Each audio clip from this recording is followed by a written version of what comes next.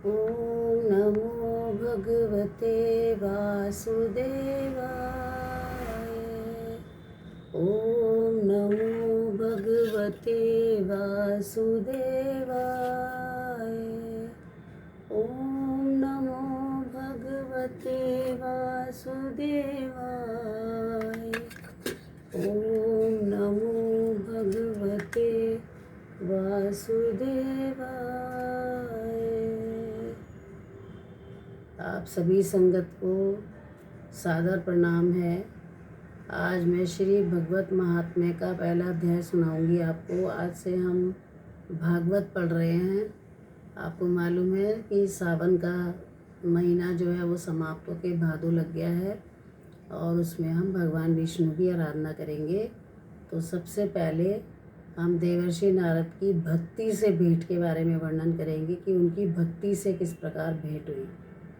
तो सभी समझते हुए ध्यान से इस कथा को सुनेंगे और श्रवण करके मनन करेंगे, चिंतन करेंगे कि हमारे अलग अलग पुराणों में हमें क्या क्या उपदेश दिया गया है, हमें क्या क्या सीखने की सलाह दी गई है। सर्वशक्तिमान तो एक ही है, परमपिता परमात्मा एक ही है, लेकिन हमें रास्ते तरह तरह के दिखाकर उन्होंने जिस भी मार्ग से जो भक्ति हमें चाहिए उसके द्वारा वो प्राप्ति होगी। तो इसलिए अब हम शिव पुराण के साथ साथ विष्णु पुराण पढ़ रहे हैं। ये मतलब भागवत पढ़ रहे हैं जिसमें भगवान विष्णु की सारी कलाएं हैं। तो आपसे निवेदन करूँगी, पहला अध्याय मैं पढ़ रही हूँ, आप सुने और भगवान से प्रार्थना करते हैं कि वो हमें आशीर्वाद प्रदान करें। ओम नमो भगवते वासुदेवाय। श्रीमद् भागवत महात्म्य पहला अध्याय, देवर्षि नारद की भक्ति से भेंट। सच्चिदानंद स्वरूप भगवान श्री कृष्ण को हम नमस्कार करते हैं, जो जगत की उत्पत्ति, स्थिति और विनाश के हेतु तथा आध्यात्मिक, आदि दैविक और आदि भौतिक तीनों प्रकार के तापों का नाश करने वाले हैं। जिस समय श्री सुखदेव जी का यज्ञोपवीत संस्कार भी नहीं हुआ तथा लौकिक वैदिक कर्मों के अनुष्ठान का अवसर भी नहीं आया था, तभी उन्हें अकेले ही संन्यास लेने के लिए घर से जाते देखकर उनके पिता व्यास जी विरह से कातर होकर पुकारने लगे, बेटा बेटा तुम कहाँ जा रहे हो। उस समय वृक्षों ने तन्मय होने के कारण श्री सुखदेव जी की ओर से उत्तर दिया था, जैसे सर्वभूत हृदय स्वरूप श्री सुखदेव मुनि को मैं नमस्कार करता हूँ। एक बार श्री भगवत कथामृत का रसास्वादन करने में कुशल मुनीश्वर शौनक जी ने नैमिषारण्य क्षेत्र में विराजमान महामती सूत जी को नमस्कार करके उनसे पूछा। शौनक जी बोले, सूत जी, आपका ज्ञान अंधकार को नष्ट करने के लिए करोड़ों सूर्यों के समान है। आप हमारे कानों के लिए रसायन अमृत स्वरूप सार गर्भित कथा कहिए। भक्ति, ज्ञान और वैराग्य से प्राप्त होने वाले महान विवेक की वृद्धि किस प्रकार होती है तथा वैष्णव लोग किस तरह इस माया मोह से अपना पीछा छुड़ाते हैं। इस घोर कली काल में जीव प्राय आसुरी स्वभाव के हो गए हैं। विविध क्लेशों से आक्रांत इन जीवों को शुद्ध दैवी शक्ति संपन्न बनाने का सर्वश्रेष्ठ उपाय क्या है। सूत जी, आप हमें कोई ऐसा शाश्वत साधन बताइए जो सबसे अधिक कल्याणकारी तथा पवित्र करने वालों से भी पवित्र हो तथा जो भगवान श्री कृष्ण की प्राप्ति करा दे।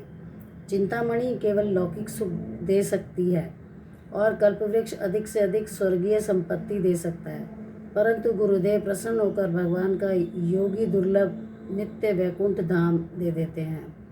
सूत जी ने कहा, शौनक जी, हमारे हृदय में भगवान का प्रेम है, इसलिए मैं विचार कर तुम्हें संपूर्ण सिद्धांतों का निष्कर्ष सुनाता हूँ, जो जन्म मृत्यु के भय का नाश कर देता है, जो भक्ति के प्रवाह को बढ़ाता है और भगवान श्री कृष्ण की प्रसन्नता का प्रधान कारण है। मैं तुम्हें यह साधन बतलाता हूँ, उसे सावधान होकर सुनो। श्री सुखदेव जी ने कली काल में जीवों के काल रूपी सर्प के मुख का ग्रास होने के त्रास का आत्यंतिक नाश करने वाले श्रीमद् भागवत शास्त्र का प्रवचन किया है। मन की शुद्धि के लिए इससे बढ़कर कोई साधन नहीं है। जब मनुष्य के जन्म जन्मांतर का पुण्य उदय होता है तभी उसे इस भागवत शास्त्र की प्राप्ति होती है। जब सुखदेव जी राजा परीक्षित को यह कथा सुनाने के लिए सभा में विराजमान हुए, तब देवता लोग उनके पास अमृत का कलश लेकर आए। देवता अपना काम बनाने में बड़े कुशल होते हैं, अतः यहाँ भी सबने सुखदेव जी मुनि को नमस्कार करके कहा, आप ये अमृत लेकर बदले में हमें कथा अमृत का दान दीजिए। इस प्रकार परस्पर विनिमय हो जाने पर, यानी अदला बदली हो जाने पर, राजा परीक्षित अमृत का पान करें और हम सब श्रीमद् भागवत स्वरूप अमृत का पान करेंगे। इस संसार में कहाँ कांच और कहाँ महामूल्य मणि तथा कहाँ सुधा और कहाँ कथा। श्री सुखदेव जी ने यह सोचकर उस समय देवताओं की हंसी उड़ा दी। उन्हें भक्ति शून्य कथा का अनधिकारी जानकर कथामृत दान नहीं किया। इस प्रकार यह श्रीमद् भागवत की कथा देवताओं को भी दुर्लभ है। पूर्व काल में श्रीमद् भागवत के श्रवण से ही राजा परीक्षित की मुक्ति देखकर ब्रह्मा जी को भी बड़ा आश्चर्य हुआ था। उन्होंने सत्यलोक में तराजू बांधकर सब साधनों को तोला। अन्य सभी साधन तौल में हल्के पड़ गए। अपने महत्व के कारण भागवत ही सबसे भारी रहा। यह देखकर सभी ऋषियों को बड़ा विस्मय हुआ और उन्होंने कलयुग में इस भगवत रूप भागवत शास्त्र को ही पढ़ने सुनने से तत्काल मोक्ष देने वाला निश्चय किया। अब सप्ताह विधि से श्रवण करने पर यह निश्चय भक्ति प्रदान करता है। पूर्व काल में इसे दयापरायण सनकादिक देवर्षि नारद को सुनाया था। सनकादिक ने देवर्षि नारद को सुनाया था। यद्यपि देवर्षि ने पहले ब्रह्मा जी के मुख से इसे श्रवण कर लिया था, तथापि सप्ताह श्रवण की विधि तो ने सनकादिक ने ही बताई थी। शौनक जी ने पूछा, सांसारिक प्रपंच से मुक्त एवं विचरणशील नारद जी का सनकादिक के साथ संयोग कहाँ हुआ और विधि विधान के श्रवण में उनकी प्रीति कैसे हुई? सूत जी ने कहा, अब मैं तुम्हें वह भक्तिपूर्ण कथा सुनाता हूँ जो सुखदेव जी ने मुझे अपना अनन्य शिष्य जानकर एकांत में सुनाया था। एक दिन विशालपुरी में चारों निर्मल ऋषि सत्संग के लिए आए। वहाँ उन्होंने नारद जी को देखा। सनकादिक ने पूछा, ब्राह्मण, आपका मुख उदास क्यों हो रहा है? आप चिंतातुर कैसे हैं? इतनी जल्दी जल्दी आप कहाँ जा रहे हैं और आपका आगमन कहाँ से हो रहा है? इस समय तो आप उस पुरुष के समान व्याकुल जान पड़ते हैं जिसका सारा धन लुट गया हो। आप जैसे आसक्ति रहित पुरुषों के लिए यह उचित नहीं है। इसका कारण बताइए। नारद जी ने कहा, मैं सर्वोत्तम लोक समझकर पृथ्वी में आया था। यहाँ पुष्कर, प्रयाग, काशी, गोदावरी, हरिद्वार, कुरुक्षेत्र, श्रीरंग और सेतुबंध आदि कई तीर्थों में इधर उधर विचरता रहा, किंतु मुझे कहीं भी मन के संतोष देने वाली शांति नहीं मिली। इस समय अधर्म के सहायक कलयुग ने सारी पृथ्वी को पीड़ित कर रखा है। अब यहाँ सत्य, तप, शौच, दया, दान आदि कुछ भी नहीं है। बेचारे जीव केवल अपना पेट पालने में लगे हुए हैं। वे असत्यभाषी, आलसी, मंदबुद्धि, भाग्यहीन, उपद्रवग्रस्त हो गए हैं। जो साधु संत कहे जाते हैं वे पूरे पाखंडी हो गए हैं। देखने में तो वो विरक्त हैं, किंतु स्त्री धन आदि सभी का परिग्रह करते हैं। घरों में स्त्रियों का राज्य है। साले सलाहकार बने हुए हैं। लोभ से लोग कन्या विक्रय करते हैं और स्त्री पुरुषों में कलह मचा रखा है। महात्माओं के आश्रम, तीर्थ और नदियों पर यवनों का अधिकार हो गया है। उन दुष्टों ने बहुत से देवालय भी नष्ट कर दिए हैं। इस समय यहाँ न कोई योगी है, न सिद्ध है, न ज्ञानी है, न सत्कर्म करने वाला ही है। सारे साधन इस समय कली रूप दावानल से जलकर भस्म हो गए हैं। इस कली युग में सभी देशवासी बाजारों में अन्न बेचने लगे हैं।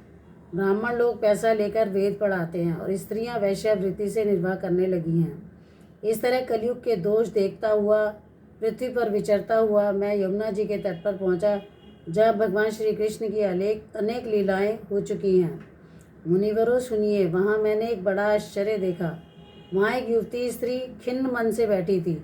उसके पास दो वृद्ध पुरुष अचेत अवस्था में पड़े जोर जोर से सांस ले रहे थे। वह तरुणी उनकी सेवा करती हुई कभी उन्हें चेतन कराने का प्रयास करती और कभी उनके आगे रोने लगती थी। वह अपने शरीर के रक्षक परमात्मा को दसों दिशाओं में देख रही थी। उसके चारों ओर सैकड़ों स्त्रियों से पंखा चल रही थी और बार बार समझाती थी। दूर से यह चरित्र देखकर मैं कौतूहलवश उसके पास चला गया। मुझे देखकर वह युवती खड़ी हो गई और बड़ा व्याकुल होकर कहने लगी। युवती ने कहा, अजी महात्मा जी, क्षण भर ठहर जाइए और मेरी चिंता को भी नष्ट कर दीजिए। आपका दर्शन तो संसार के सभी पापों को सर्वथा नष्ट करने वाला है। आपके वचनों से मेरे दुखी मन को बहुत शांति हो जाएगी। मनुष्य का जब बड़ा भाग्य होता है तभी आपके दर्शन हुआ करते हैं। नारद जी कहते हैं, तब मैंने उस स्त्री से पूछा, हे देवी, तुम कौन हो? ये दोनों पुरुष तुम्हारे क्या होते हैं और तुम्हारे पास ये कमल नयनी देवियां हैं, कौन हैं? तुम हमें विस्तार से अपने दुख का कारण बताओ। युवती ने कहा, मेरा नाम भक्ति है। ये ज्ञान और वैराग्य नामक मेरे पुत्र हैं। समय की फेर से ही ये ऐसे जर्जर हो गए हैं। ये देवियां गंगा जी और नदियां हैं। ये सब मेरी सेवा करने के लिए आई हैं। इस प्रकार साक्षात देवियों के द्वारा सेवित होने पर भी मुझे सुख शांति नहीं है। तपोधन, अब ध्यान देकर मेरा वृत्तांत सुनिए। मेरी कथा वैसे तो प्रसिद्ध है, फिर भी उसे सुनकर आप मुझे शांति प्रदान करें। मैं द्रविड़ देश में उत्पन्न हुई, कर्नाटक में बढ़ी, कहीं कहीं महाराष्ट्र में सम्मानित हुई, किंतु गुजरात में मुझको बुढ़ापे ने आ गिरा। वहाँ घोर कलयुग के प्रभाव से पाखंडियों ने मुझे अंगभंग कर दिया। चिरकाल तक यह अवस्था रहने के कारण मैं अपने पुत्रों के साथ दुर्बल और निस्तेज हो गई। अब जब से मैं वृंदावन आई, तब से पुनः परम सुंदरी रूपवती नवयुवती हो गई हूँ, किंतु सामने पड़े हुए ये दोनों मेरे पुत्र थके बांधे दुखी हो रहे हैं। अब मैं यह स्थान छोड़कर अन्यत्र जाना चाहती हूँ। ये दोनों बूढ़े हो गए हैं, इसी दुख से मैं दुखी हूँ। मैं तरुणी क्यों और ये दोनों मेरे पुत्र बूढ़े क्यों? हम तीनों साथ साथ रहने वाले हैं, फिर ये विपरीतता क्यों? होना तो यह चाहिए था कि माँ बूढ़ी हो और पुत्र तरुण। इसी से मैं आश्चर्यचकित सी अपनी इस अवस्था पर शोक करती रहती हूँ। आप परम बुद्धिमान एवं योग निधि हैं, इसका कारण क्या हो सकता है, बताइए। नारद जी ने कहा, साध्वी, मैं अपने हृदय में ज्ञान दृष्टि से तुम्हारे संपूर्ण दुख का कारण देखता हूँ। तुम्हें विषाद नहीं करना चाहिए। श्री हरि तुम्हारा कल्याण करेंगे। सूत जी कहते हैं, मुनिवर नारद जी ने एक क्षण में ही उसका उत्तर दे दिया। उत्तर जानकर एक क्षण में ही उसका उत्तर जानकर कहा, देवी, सावधान होकर सुनो, यह दारुण कलयुग है।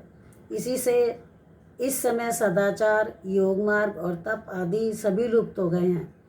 लोग शठता और दुष्कर्म में लगकर अघासुर बने जा रहे हैं।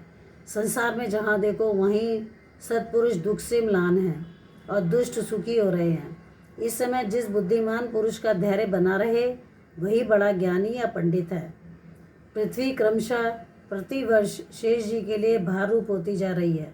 अब ये छूने योग्य तो क्या, देखने योग्य भी नहीं रह गई है, और न इसमें कहीं मंगल ही दिखाई देता है। अब किसी को पुत्रों के साथ तुम्हारा दर्शन भी नहीं होता।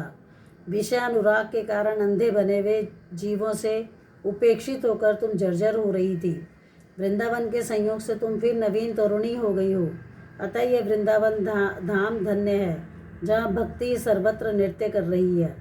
परंतु तुम्हारे इन दोनों पुत्रों का यहाँ कोई ग्राहक नहीं है, इसलिए इनका बुढ़ापा नहीं छूट रहा है। यहाँ इनको कुछ आत्म सुख की प्राप्ति होने के कारण ये सोते से जान पड़ते हैं। भक्ति ने कहा, राजा परीक्षित ने इस पापी कलयुग को क्यों रहने दिया? इसके आते ही सब वस्तुओं का सार न जाने कहाँ चला गया। करुणा में श्रीहरि से भी यह अधर्म कैसे देखा जाता है? मुने, मेरा यह संदेह दूर कीजिए। आपके वचनों से मुझे बड़ी शांति मिली है। नारद जी ने कहा, बाले, यदि तुमने पूछा है तो प्रेम से सुनो। कल्याणी, मैं तुम्हें सब बताऊंगा और तुम्हारा दुख दूर हो जाएगा। जिस दिन भगवान श्री कृष्ण इस भूलोक को छोड़कर अपने परम धाम को पधारे, उसी दिन यहाँ संपूर्ण साधना में बाधा डालने वाले कलयुग आ गया। दिग्विजय के समय राजा परीक्षित की दृष्टि पड़ने पर कलयुग दीन के समान उनकी शरण में आया। भ्रमर के समान सारग्राही राजा ने यह निश्चय किया कि इसका वध मुझे नहीं करना चाहिए, क्योंकि जो फल तपस्या, योग एवं समाधि से भी नहीं मिलता, कलयुग में वही फल श्रीहरि की कीर्तन से ही भली भांति मिल जाता है। इस प्रकार सारहीन होने पर भी इसे इसी दृष्टि से सारयुक्त देखकर उन्होंने कलयुग में उत्पन्न होने वाले जीवों के सुख के लिए इसे रहने दिया था। इस समय लोगों के कुकर्म में प्रवृत्त होने के कारण सभी वस्तुओं का सार निकल गया और पृथ्वी के सारे पदार्थ बीजहीन भूसी के समान हो गए हैं। ब्राह्मण केवल अन्न धन आदि के लोभ वश घर घर एवं जन जन को भागवत की कथा सुनाने लगे हैं, इसलिए कथा का सार चला गया। तीर्थों में नाना प्रकार के अत्यंत घोर कर्म करने वाले नास्तिक और नारकी पुरुष भी रहने लगे हैं, इसलिए तीर्थों का भी प्रभाव जाता रहा। जिनका चित्त निरंतर काम क्रोध महान लोभ और तृष्णा से तृप्त रहता है, वे भी तपस्या का ढोंग करने लगे हैं, इसलिए तप का भी सार निकल गया। मन पर काबू न होने के कारण तथा लोभ दंभ और पाखंड का आश्रय लेने के कारण एवं शास्त्र का अभ्यास न करने से ध्यान योग का फल मिट गया। पंडितों की यह दशा है कि वे अपनी स्त्रियों के साथ भैंसों की तरह रमण करते हैं, उनमें संतान पैदा करने की कुशलता पाई जाती है। मुक्ति साधन में वे सर्वथा अकुशल हैं। संप्रदाय अनुसार प्राप्त हुई वैष्णवता भी कहीं देखने में नहीं आती। इस प्रकार जगह जगह सभी वस्तुओं का सार लुप्त हो गया है।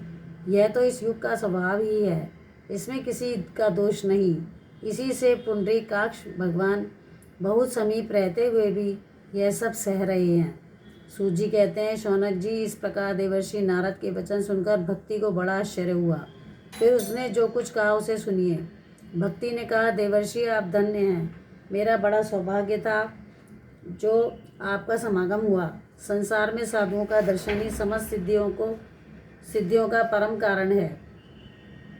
आपका केवल एक वर का उपदेश धारण करके कयाधुष कुमार प्रहलाद ने माया पर विजय प्राप्त कर ली थी। ध्रुव ने भी आपकी कृपा से धूपव्रत प्राप्त किया था। आप सर्वमंगलमय और साक्षात श्री ब्रह्मा जी के पुत्र हैं। मैं आपको नमस्कार करती हूँ। ओम नमो भगवते वासुदेवाय।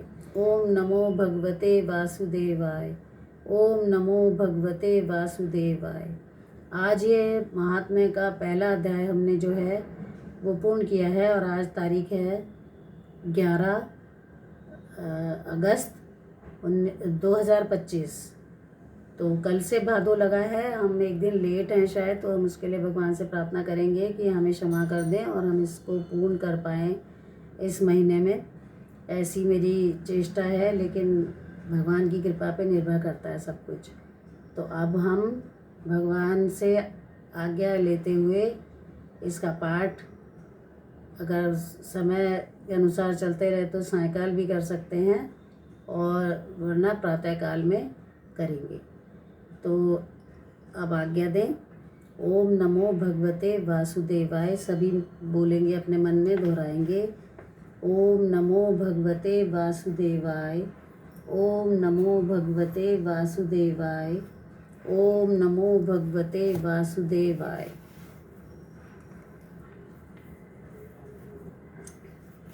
ओम नमो भगवते वासुदेवाय।